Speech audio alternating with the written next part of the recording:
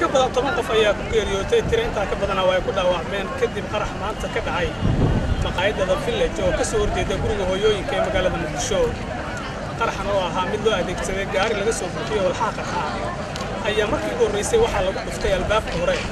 ee maqaayadda Village halkaas oo ka soo horjeeda baarkin weyn oo baabuurta la dhigto waxaana intaa kadib markii ay dadkii ka soo carareen goobtii qaraxkoodu ka dhacay sidoo kale dhacay qarax labaad oo fuliyay nin isku soo xiray waxyaabaha qarxa taasina waxay dhalisay in dad badan ay ku geeriyoodaan qaraxaasi labaad waxaana qaraxaasi labaad la eegtay goob dadku ay isugu yimaadeen gaar ahaan dadkii naftooda kala soo baxsaday qaraxii hore ee ka dhacay albaabka hore ee maqaayadda Village ee magaalada Muqdisho dadkii dhaawacmay iyo kuwa geeriyooday ayaa laga qaaday goobtii uu qarax ka dhacay waxaana uu dambeyn goobta yimid ciidamo ka tirsan dowladda Soomaaliya iyo mas'uuliyiintooda marka aad fiiriso muuqaalka goobtii qaraxa uu ka dhacay wuxuu ahaa mid aad u naxdin badan waxaana dadka qaar la arkayay iyagoo jidkoodu u noqday mid gubtay iyadoona qaarkood sidoo kale dadka hilibkoodu uu ku go'ay qaraxii labaad ee uu adeegsaday ninka la sheegay inuu isku soo xiray walxaha qarxa waxaana dadka geeriyooday ku jira laba wiil oo walaala oo lagu kala magacaabo ganay iyo dhaga weyne sidoo kale waxaa ka mid ah dadka geeriyooday gabar yar oo ardayda ahayd taasi oo lagu arkay goobtii qarax uu ka dhacay buugaagtii ay kala timid iskuulka ay dhiganaysay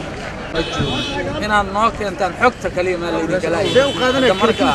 waxa weeye shacabkii Soomaaliyeed la shaqeynay oo shacabkii Soomaaliyeed isku xastayo